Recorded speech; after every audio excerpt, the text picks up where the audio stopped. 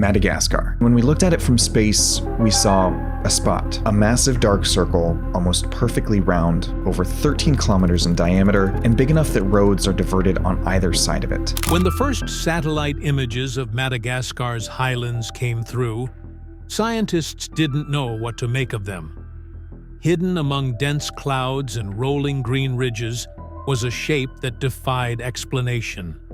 A perfect circle etched deep into the earth, wide enough to swallow entire villages. But what truly unsettled experts wasn't the crater itself. It was what appeared at its center. Within this immense ring of stone, something stirred where nothing should have been. Patterns of rooftops, traces of roads, and faint trails of smoke seemed to rise from a place that, until recently, didn't exist. It was as if a secret settlement had appeared out of nowhere, nestled inside a crater no one was meant to find. How could a whole community live unseen, invisible to maps and history alike? This is the story of Madagascar's hidden crater village, the mystery that refused to stay buried. The circle beneath the clouds. High above Madagascar's rugged central plateau, a landscape unfolds that feels torn from another world. From a distance, the land seems ordinary. Rolling hills, patchwork farms, and winding rivers carving their quiet paths toward the sea. But when viewed from the air, something astonishing emerges. A vast, symmetrical depression, ringed by jagged cliffs that form an almost perfect circle. Its diameter stretches over 13 kilometers, a colossal wound pressed into the skin of the island, so symmetrical that early researchers debated whether it could truly be natural. The crater's rim rises like the edge of a bowl, casting long shadows across the valley below. Each ridge appears deliberate, as if some unseen force had sculpted the land with mathematical precision. Even the locals, whose ancestors have lived among these highlands for centuries, speak of it in half-whispered tones. They call it Ambohibi, a name that carries both reverence and caution. Few dare to venture close. They say the winds inside the crater shift without warning, that compasses fail, and that animals behave strangely when approaching its borders. For generations, travelers have passed along narrow trails that skirt the edge of the ring, glancing over its steep rim but never descending.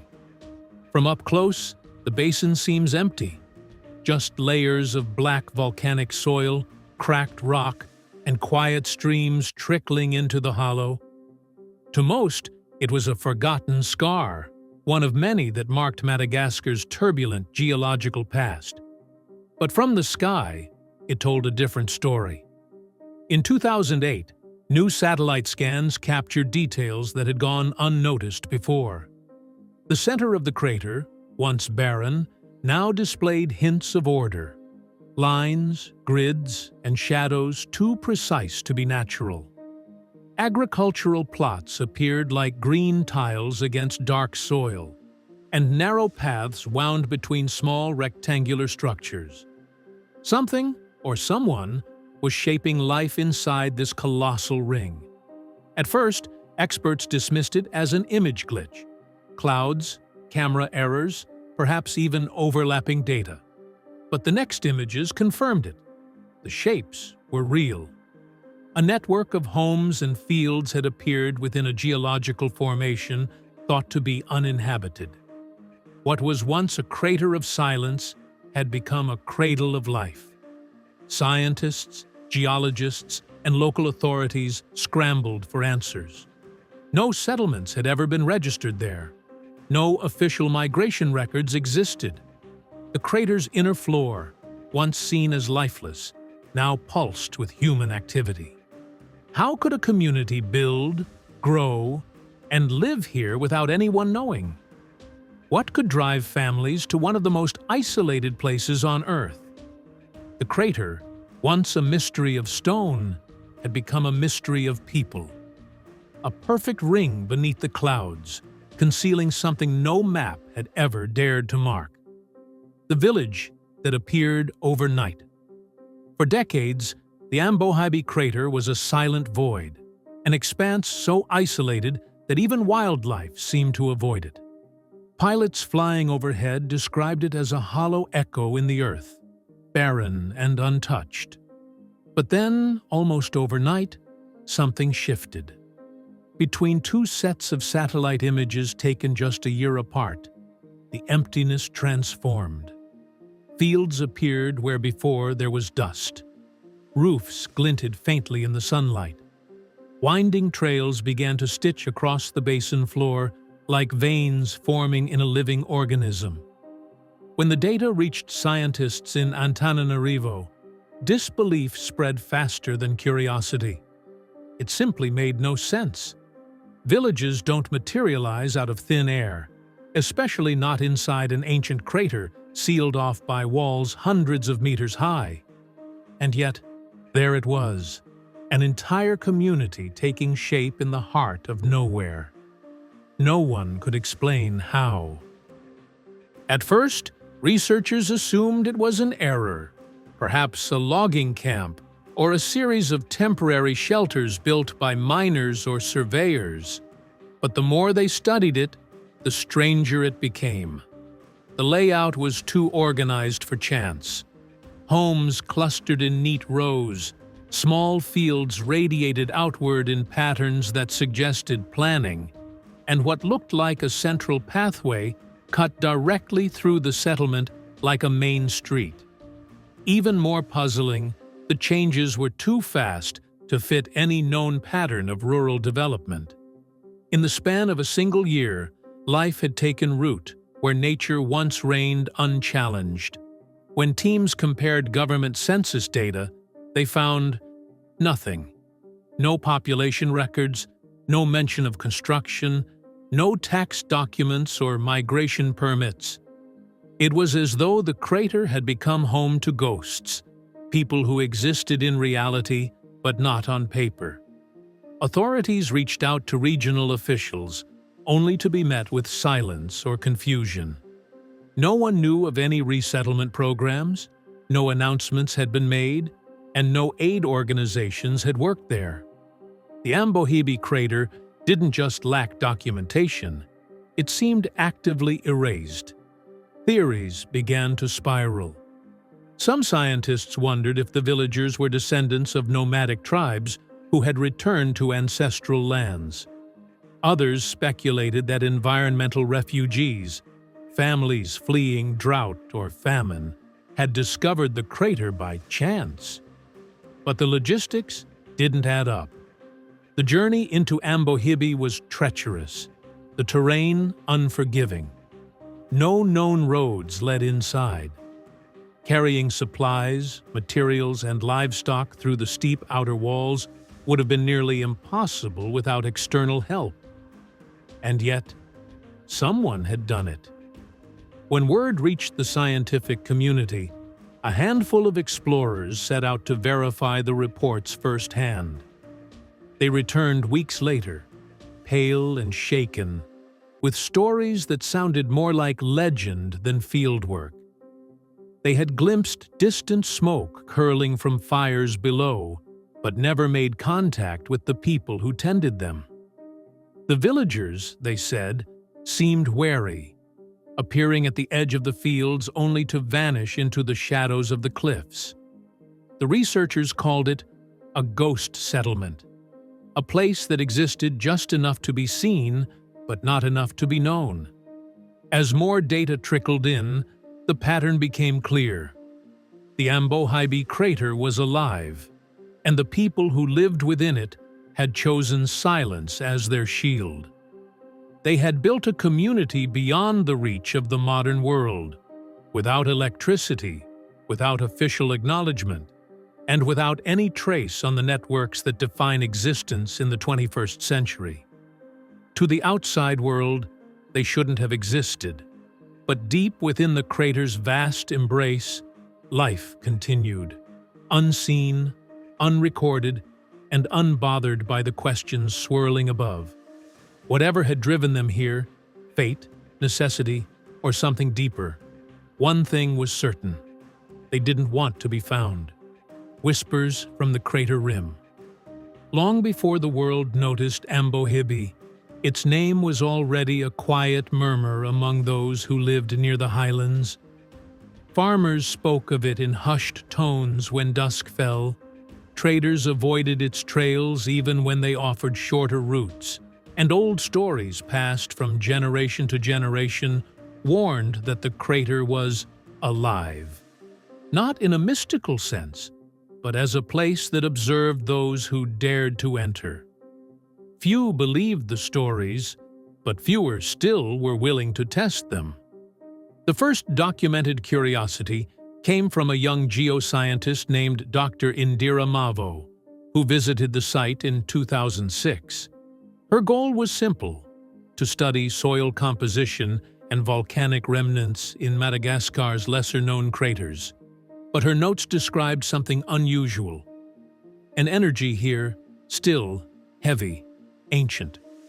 The crater is quiet, but not dead.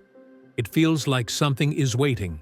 She found no signs of life, no settlements, not even remnants of past habitation. To her, Ambohibi was just another geological relic, until she returned a year later and saw faint traces of smoke spiraling up through the mist. That sight changed everything. When she reported it to local officials, they dismissed it as bushfires or illegal charcoal production. But Mavo insisted she had seen structures, straight lines that nature couldn't make. Her colleagues laughed at her claims until the satellite data confirmed them months later. Suddenly, what had been dismissed as imagination became an undeniable fact. There was movement, cultivation, and construction happening inside Ambohibi, and nobody could say why. Word spread quietly through Madagascar's scientific community. Some whispered it was a lost tribe returning to ancestral land.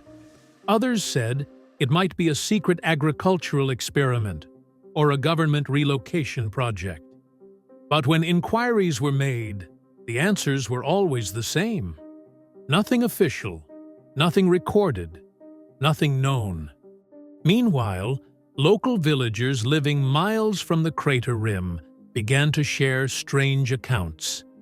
They spoke of hearing drums at night, rhythmic and distant, echoing faintly through the hills. Others claimed to see flickers of torchlight moving in synchronized lines deep within the basin. Hunters who followed wild pigs too far toward the crater swore they heard voices, soft, melodic chanting carried by the wind, though no one ever found the source. To many, it was unsettling. To others, it was sacred. The locals started calling it the place where ancestors breathe. Some refused to even look toward the crater when passing nearby, believing that acknowledging it would draw the attention of unseen spirits. The mystery deepened when a series of geological scans conducted by Mavo's team detected minor vibrations beneath the crater's floor. Small tremors not caused by tectonic activity, but by something else, possibly man-made. Could the settlers be building something underground? Or were these simply the echoes of water channels carved by time and erosion? No one knew for certain. Still, the presence of life was undeniable. Satellite readings captured shifting colors, green fields where there had been brown soil, and faint geometric outlines of enclosures. Yet no government body acknowledged a settlement existed there. As Mavo later wrote in her journal, "It is as though Ambohibi does not want to be known. Those who live there have mastered the art of invisibility, not through magic, but through intent." The whispers grew louder. Journalists began to take notice. A few dared to suggest that the hidden community might be more than just a group of settlers. that they could be preserving something ancient, something tied to Madagascar's forgotten past. By 2010, curiosity had transformed into obsession. Expeditions were proposed, debates erupted among scholars, and theories flourished like wildfire. But one question silenced them all. How could anyone truly understand the crater without standing inside it? Someone would have to go. And so began the most ambitious journey into the heart of Madagascar's greatest mystery, a descent into the living void that hid both danger and revelation. Descent into the unknown. When geoscientist Indira Mavo's findings reached international attention, it ignited a spark that would send explorers, filmmakers, and researchers racing toward the unknown. Among them was Loi Andrianina, a young Malagasy documentarian whose fascination with forgotten places bordered on obsession. For her, the crater wasn't just a mystery. It was a challenge. She wanted to see what no one else had seen, to walk where no road dared to lead. And so, with a small crew, she set out to reach the heart of Ambohibi, determined to uncover what lay within its colossal ring. The journey began from Antsirab, the last major town before the terrain dissolved into raw wilderness. From there, Loi and her team traveled by truck, navigating roads that grew narrower with every passing mile until the wheels sank into mud and rock. What followed was a grueling trek on foot through dense vegetation, each step accompanied by the hum of insects and the distant roar of unseen rivers.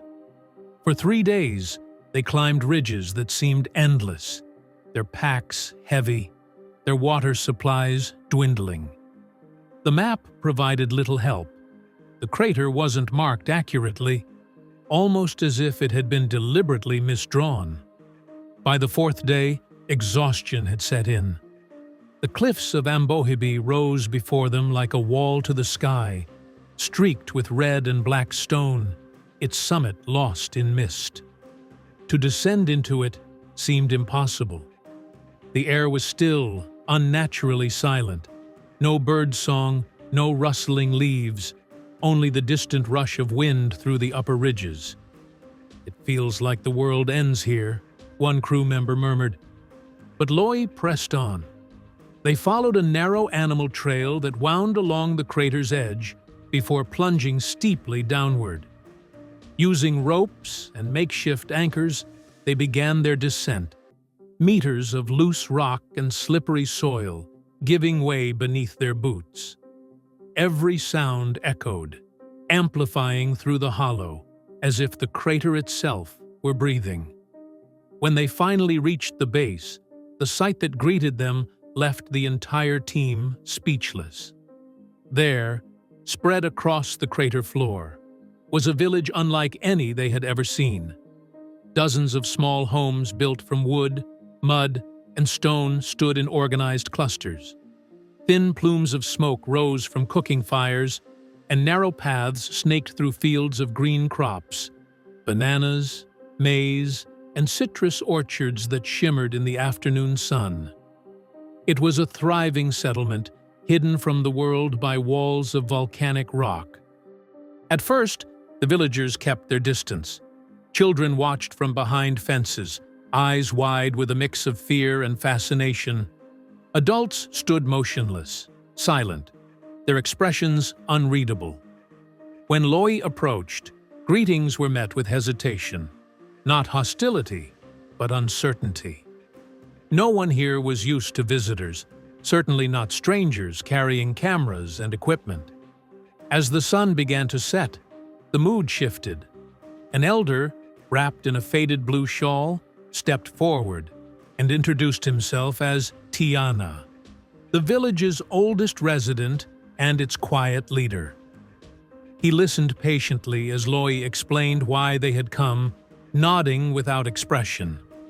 When she asked how long they had lived here, his answer was simple: "As long as the land has allowed us."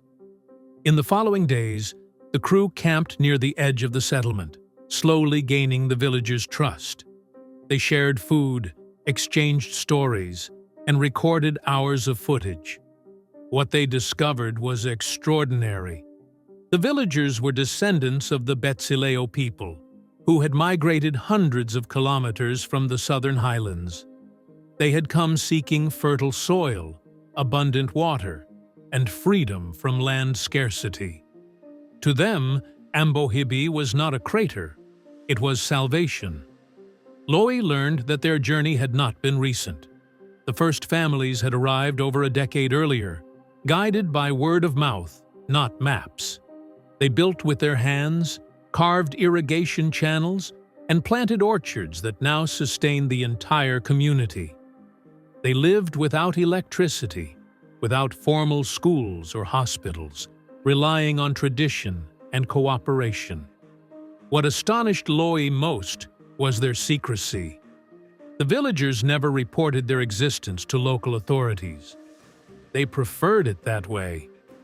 "We don't belong to their world," said one farmer, his hands caked with dark soil. "The earth here provides everything. Why should we ask permission to live?" Every night, as the team sat around a fire surrounded by towering crater walls, they couldn't help but feel they had stepped into another era, one untouched by time. Yet, deep beneath the awe, questions lingered. How had this community survived in silence for so long? Why did they shun the outside world so deliberately? And what else might they be hiding within this natural fortress? As the mist rolled back in and the night deepened, the crater seemed to whisper its secrets again, softly, as if testing whether the outsiders were ready to listen. The people of the hollow earth. The days Loi and her team spent inside the crater felt detached from time itself. Sunrise came softly over the rim, bathing the basin in gold, while distant echoes of laughter and livestock filled the air like a living rhythm. There were no cars, no electric hums, no phone signals, only the steady, grounded sounds of life stripped to its essence.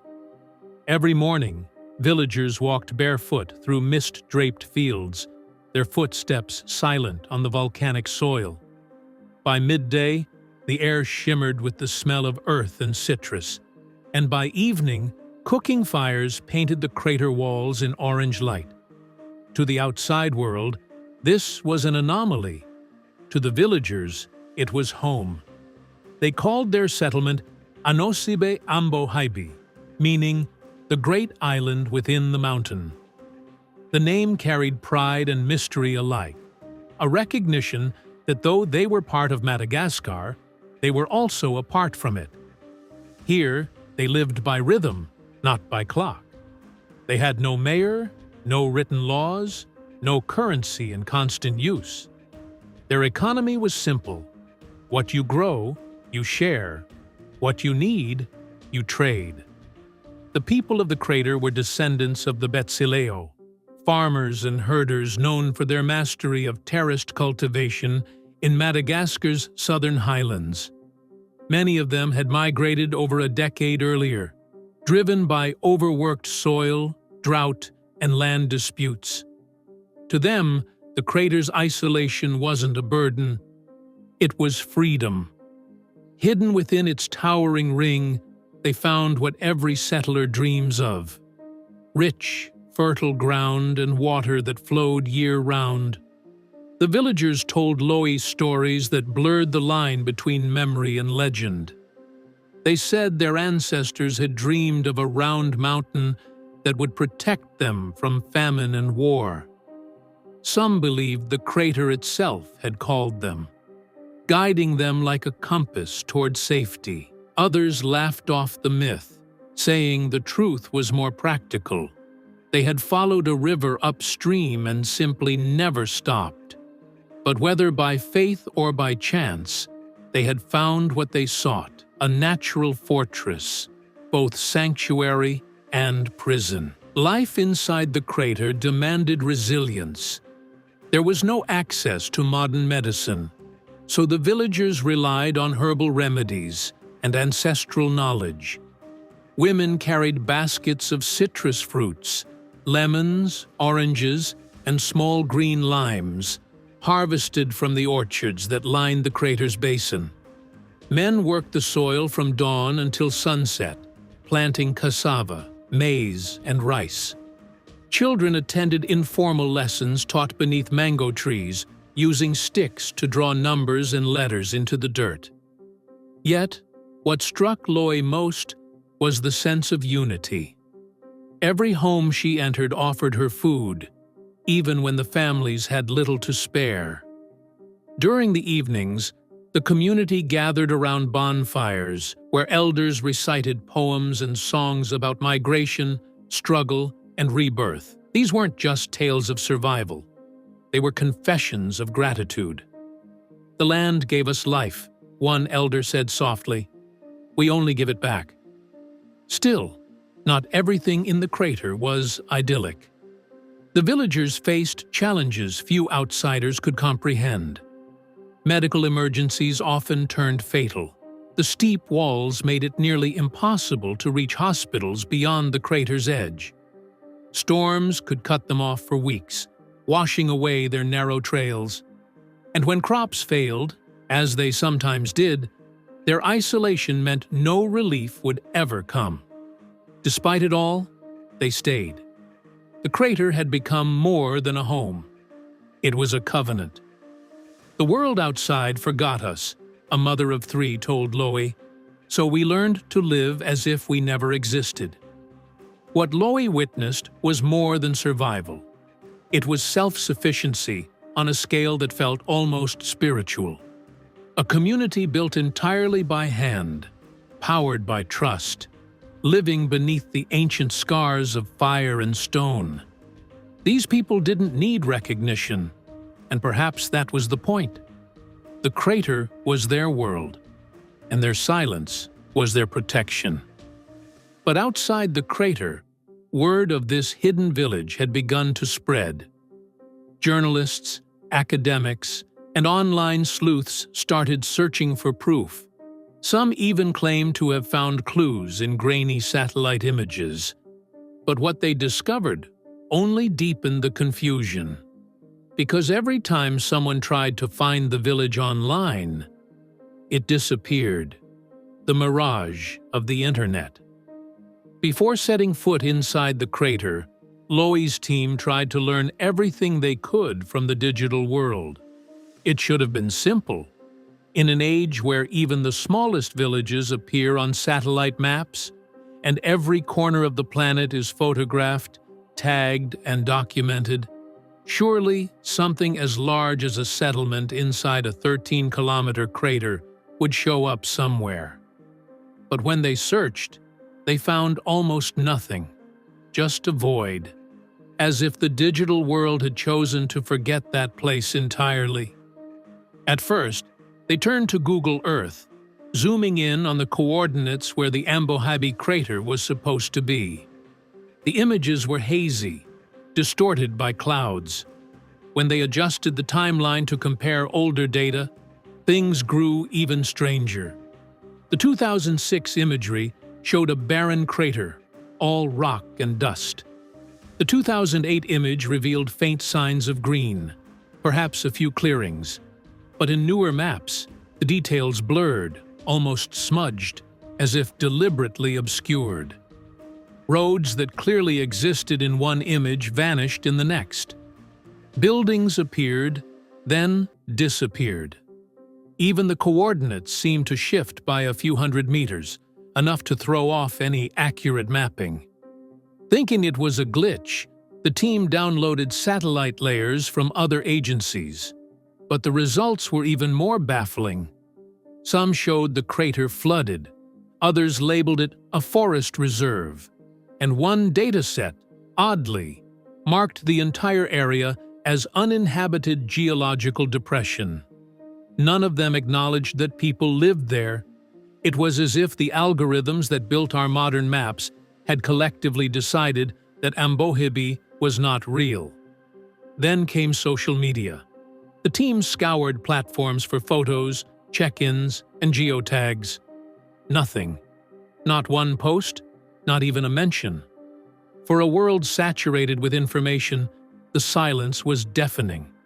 But just when they thought they'd hit a dead end, one of Loe's researchers found a series of strange references buried deep in the web. Obscure blog comments written in Malagasy, accompanied by cryptic phrases like "the place where rain circles" and "home of the forgotten river." Every time they tried to trace the source, the pages had been deleted, cached, or redirected to something unrelated. As their search deepened, so did the weirdness. Coordinates that once pointed to the crater began leading elsewhere, sometimes to random locations across Madagascar, other times to blank screens or dead links. In one bizarre instance, a mapping app labeled a point within the crater as a butcher shop, though no such structure existed. When they followed that link days later, the listing had vanished. It was as if the crater itself was erasing its footprints every time someone tried to follow them. Some of the crew began to joke that the village was digitally invisible. Others took the idea more seriously. Could the settlement's complete absence from online systems be more than coincidence? Was it possible that someone, or something, was actively masking it? But the truth was simpler, and in a way, even more haunting. The people of Ambohibi didn't need the digital world. They didn't post, tag, or upload. Their lives left no digital trace because they had chosen to live beyond it. Their isolation wasn't a curse, it was protection. Loe realized that this absence, the silence online, the missing coordinates, the vanishing posts, wasn't an accident of technology. It was the modern world's way of revealing its own blind spot. We've come to believe that if something isn't online, it doesn't exist. But Ambohibi existed, vividly, defiantly, outside the reach of pixels and data. When the team finally stood inside the crater, they could feel that truth in every breath of humid air and every echo of laughter from the fields. No amount of digital mapping could capture the pulse of a place like this. No server could replicate the scent of soil after rain, or the sight of a child chasing fireflies beneath cliffs formed by ancient fire. The digital world had failed to see Ambohibi, but that was precisely how the villagers wanted it. Their invisibility wasn't an accident. It was survival. Still, as Loe recorded her footage, she began to wonder about the force that had made all this possible. How could a crater so violent in its birth become so generous to life? To answer that question, she would have to dig deeper, not into data, but into the very earth beneath her feet. The crater that breathes life. When the morning mist lifted over Ambohibi, it revealed a scene that seemed both ancient and new, a place where nature and humanity had learned to coexist in silence. From the rim, the crater appeared like a colossal bowl of green, its inner walls streaked with minerals that shimmered under the sunlight. Down below, life thrived with quiet determination. Rows of citrus trees glowed with the color of ripening fruit, and neat squares of farmland spread out like a living mosaic across the basin floor. Smoke curled lazily from thatched roofs, drifting upward until it vanished into the clouds that lingered perpetually above the crater's edge. For the villagers of Anosibe Ambohibi, this hidden world was more than just a home. It was a heartbeat. Every drop of water, every sprout of green was part of a delicate rhythm that had kept them alive for years. Streams trickled down the inner cliffs, forming small waterfalls that fed the fields below. Natural springs bubbled quietly from the crater's floor, their water clean, cold, and constant. To those who lived here, this abundance wasn't coincidence, it was sacred design. The soil of Ambohibi told a story of fire and renewal. Rich in volcanic minerals, it was dark and heavy, capable of nurturing nearly any crop. The villagers used it wisely, planting rice in the wetter areas and citrus along the drier slopes. They had even built a network of tiny canals that wove between the fields, guiding the flow of water like veins through a living organism. Every system was simple, sustainable, and astonishingly effective. Without machinery or modern irrigation, they had turned the crater into a self-sustaining oasis. Loe's camera captured it all. The women carrying baskets of oranges on their heads, men plowing the soil with hand-forged tools, and children washing clothes by the streams that meandered through the settlement. In every frame, one thing was clear. Life here wasn't easy, but it was deeply connected. The people didn't just survive off the land, they belonged to it. Still, beauty came with hardship. For all its fertility, the crater's isolation imposed a cost. The same walls that protected the villagers from the outside world also trapped them within. There were no real roads leading in or out, only narrow, winding footpaths that snaked up the crater's sides. Carrying harvests to markets outside took days, sometimes weeks.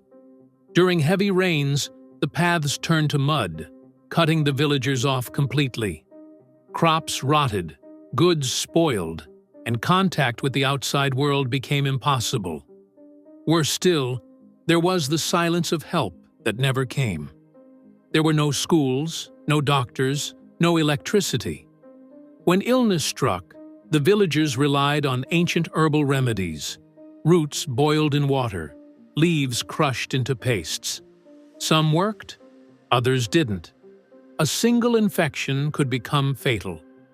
Yet when Loe asked why they didn't seek to move closer to civilization, the villagers only smiled and shook their heads. "Out there," one elder said, pointing toward the rim, "we would be forgotten differently." To them, the crater was not a prison, but a promise. It was a place untouched by politics, by poverty, by the chaos of modern life. Here, they could raise their children in peace, far from the noise of machines and the endless pull of dependence. The air was their own, the water was their own, and every meal came from the soil they tended with their hands. But even paradise has its warnings. In the evenings, when the wind howled through the crater walls, it carried with it strange echoes, deep, rolling sounds that made the ground vibrate beneath their feet. Some said it was the voice of the mountain, reminding them that it still lived. Others dismissed it as the sighs of trapped wind through hidden caves. Either way, the message was clear. Ambohibi may have given them life, but it still belonged to the earth that created it. For Loe, that realization struck deep. The crater wasn't just a geological wonder or an anthropological discovery. It was a living testament to balance. Nature had once torn this land apart with unimaginable violence, and yet, over time, it had healed itself into a sanctuary where humanity could begin again. As she packed her gear one morning, ready to continue filming, Loe found herself staring up at the crater's rim, the sunlight catching the mist in shifting colors. "This place breathes," she whispered, and indeed it did, slowly, quietly, eternally. But how had this breathtaking world been born from such destruction? What violent force had carved this cradle of life from the bones of the earth? To truly understand the mystery of Ambohibi, one had to go back far beyond human history, to a time when Madagascar itself was being born. Born from fire. Long before any human foot touched the soil of Madagascar, Before villages, rivers, or even the lush forests that crown the island today, the land was chaos, fire, ash, and molten rock twisting under unimaginable pressure. The Ambohibi crater, serene and fertile now, was born from that chaos. Its tranquil fields and soft breezes conceal a violent origin, a story written in magma and fury. Nearly 90 million years ago, Madagascar was still joined to what is now India. The Earth was restless, its crust shifting and cracking as tectonic forces tore continents apart. Deep beneath the surface, molten rock surged upward, searching for escape. When it finally broke through, the explosion that followed reshaped the land forever. It was not a gentle eruption. Geologists believe that what now forms the Ambohibi crater began as a massive volcanic caldera, created when an enormous chamber of magma collapsed after a cataclysmic eruption. The blast would have hurled ash high into the atmosphere, darkening skies across ancient seas. Rivers boiled, entire forests burned to glass. When the lava finally cooled, it left behind a perfect circle, an open wound in the earth, ringed by towering walls of obsidian and basalt. For millions of years, that wound lay exposed. Wind and rain began the slow work of healing. Ash mixed with minerals, creating a deep, rich soil. The crater's hollow caught rainwater and debris, forming the first pools and streams. Seeds carried by storms found refuge in the fertile basin, and plants took root. Over time, the once dead hollow turned green. Birds returned, followed by animals, and eventually, life claimed what fire had destroyed. Even in its stillness, the land never truly slept. The mountains surrounding the crater whispered of movement, tiny tremors beneath the surface, hints of the molten heart that still pulsed deep below. Locals spoke of the ground humming softly at night, a low vibration that seemed to echo from within the earth itself.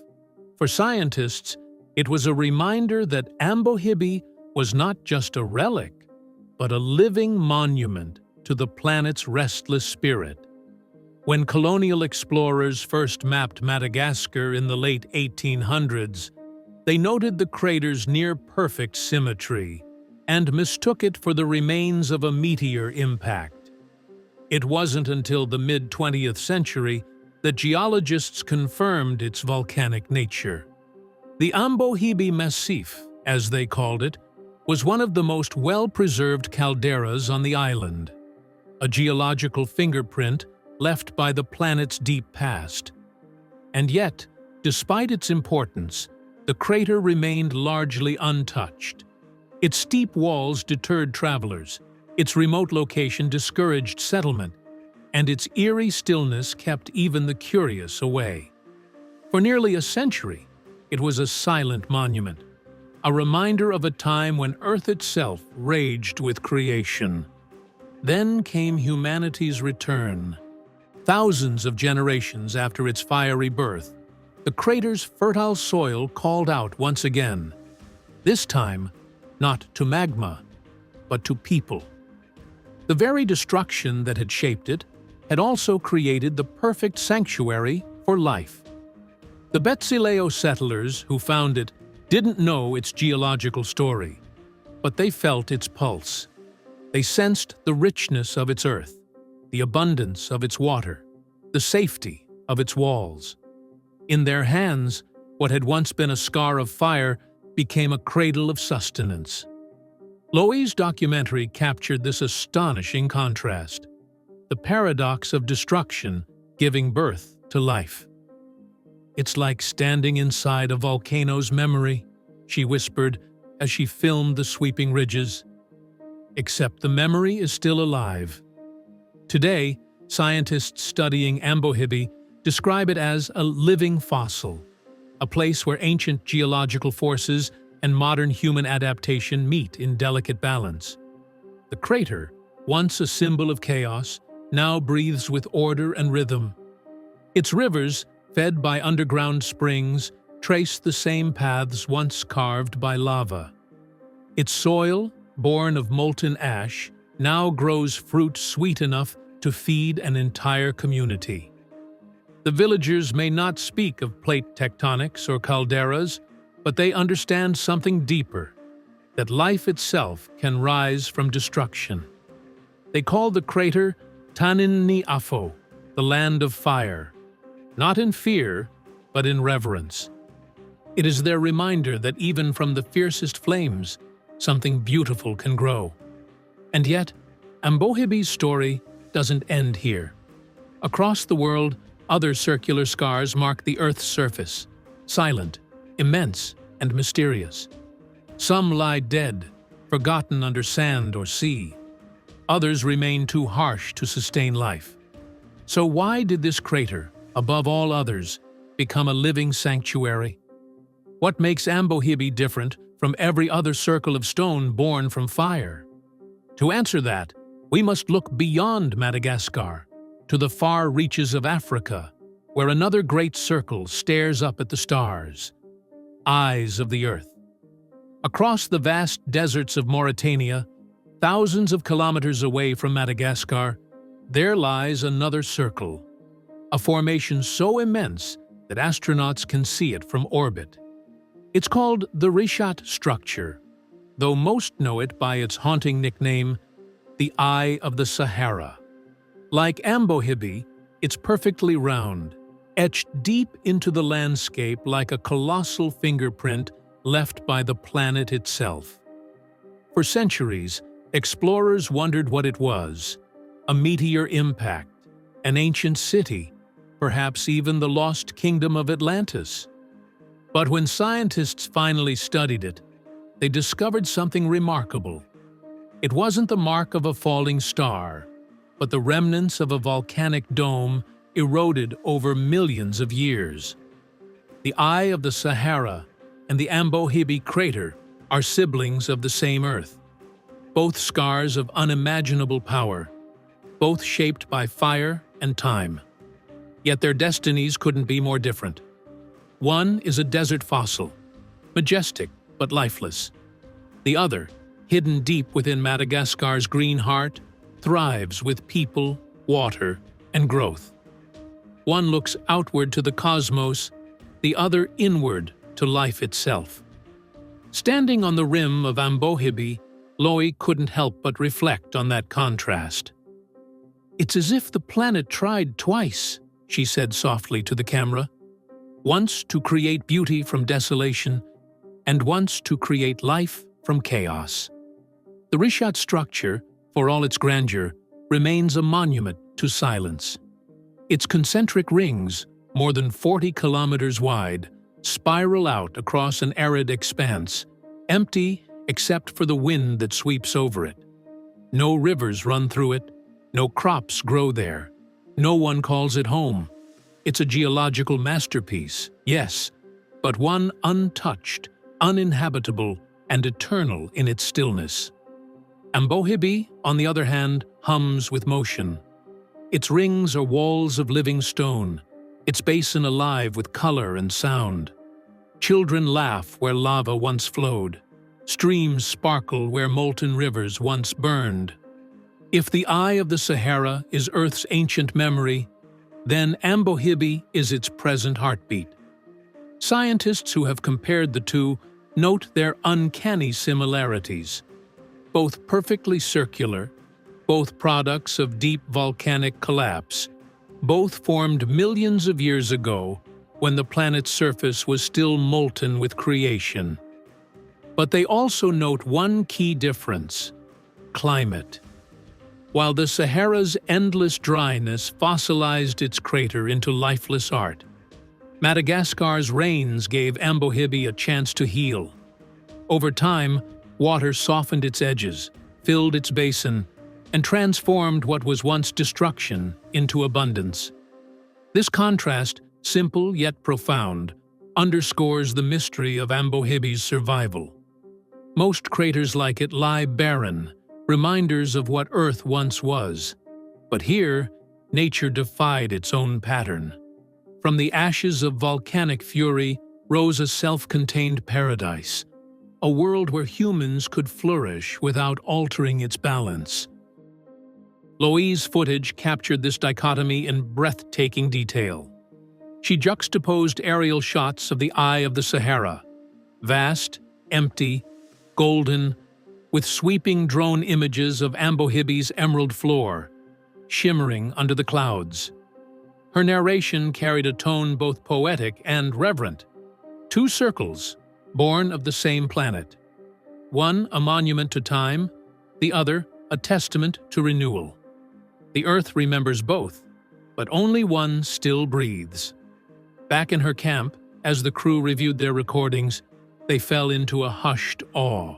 The crater's beauty was undeniable, but it was the life within it that made it incomparable. Here was proof that Earth's power to destroy is matched only by its power to create. Even the villagers seemed to understand this on an instinctive level. "The mountain sleeps," one elder told Loe, "but its dream is us." That line would later become the centerpiece of her documentary, the bridge between science and soul, between geology and humanity. Because the truth of Ambohibi isn't only written in rocks or rainfall, it's written in the people who dared to make a home inside the Earth's open eye. The crater stands apart, not because it's perfect, but because it's alive. Where others crumble, it regenerates. Where others repel, it embraces. And where others end in silence, Ambohibi begins in song. But what does that mean for the future? Can such an isolated world endure in an age of technology, expansion, and greed? Or will Ambohibi, like so many sacred places before it, vanish beneath the weight of discovery? The answer, perhaps, lies in the paradox that defines it, the fragile balance between destruction and life, between isolation and belonging. The living crater. From above, Ambohibi looks like a secret drawn by the planet itself, a perfect circle of green framed by ancient walls of fire and stone. But to those who walk its soil, it is far more than a geological wonder. It's a living paradox.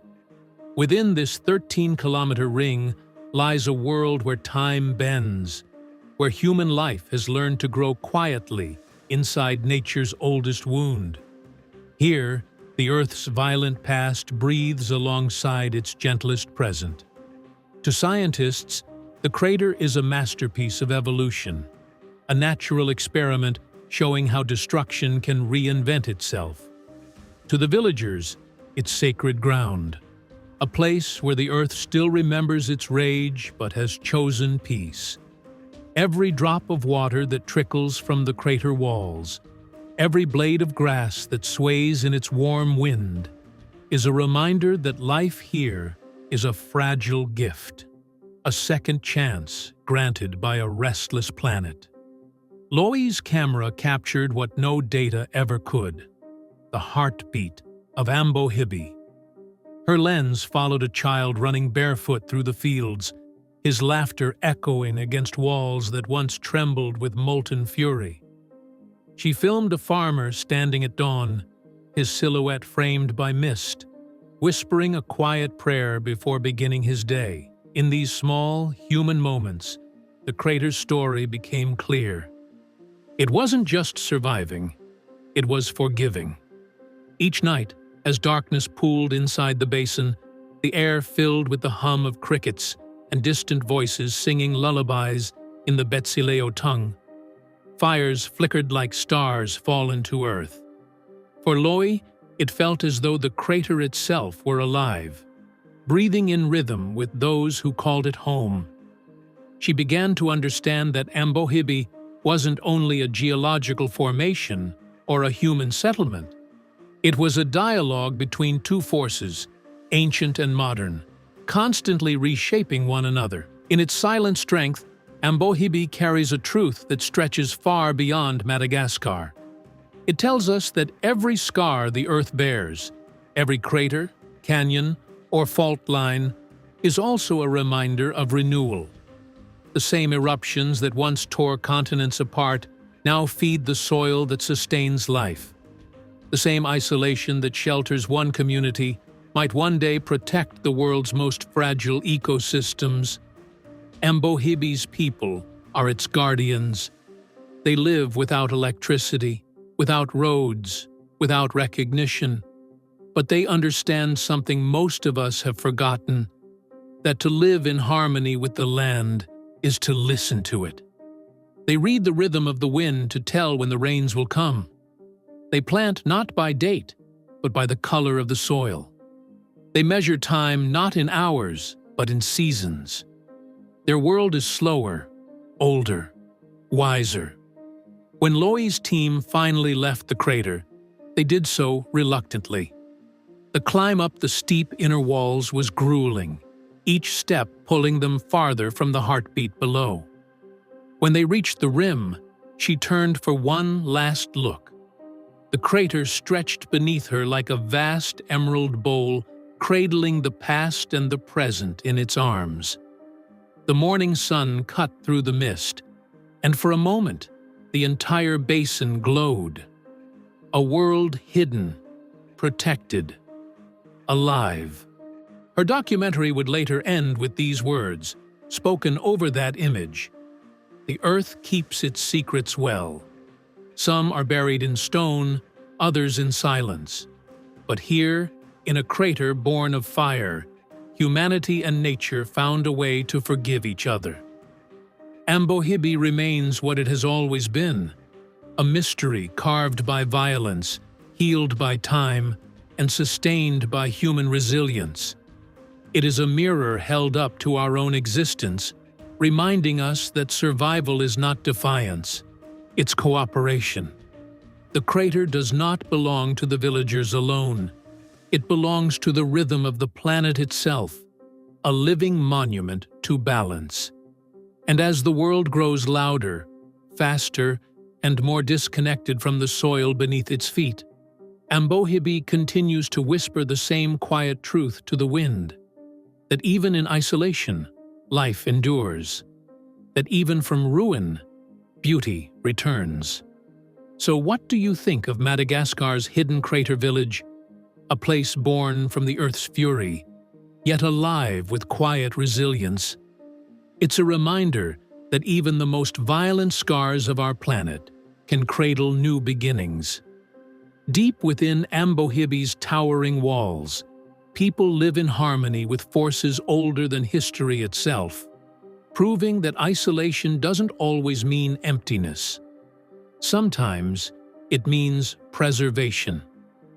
If you ever find yourself gazing down from the rim of that perfect circle, you might hear it. The soft murmur of wind through the citrus trees, the distant sound of laughter echoing against ancient stone. It's the voice of the earth, still breathing, still forgiving. Have you ever visited a place that felt alive? One that seemed to hold a secret of its own? Let us know your thoughts in the comments below. And if stories like this fascinate you, don't forget to like, share, and subscribe for more mysteries that reveal the hidden heartbeat of our world.